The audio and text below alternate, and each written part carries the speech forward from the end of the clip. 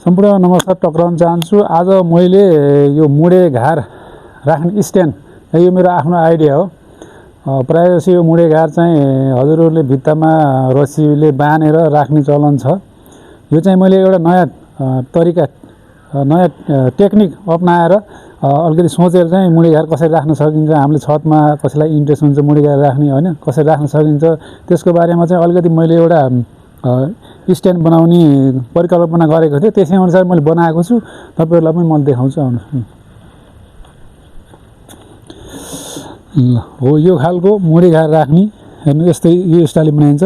ठ्याक्क stand same यो आधुनिक घार राखे जस्तो यसरी यस्तो बनाएर माथि यो टिन राख्ने यो डिजाइन यसरी यसमा चाहिँ मुडे घार राख्ने, माथि टिन राखेपछि मुडे घार पानीबाट पनि सेफ हुन्छ, पानीबाट पनि सुरक्षित भयो भने तलपट्टि यसरी यो स्ट्यान्डमा यसरी यो प्लास्टिक काटेर पानी राखेपछि हजुरको किम्ला जान पनि पाउन्न, किम्लाबाट पनि सेफ भयो।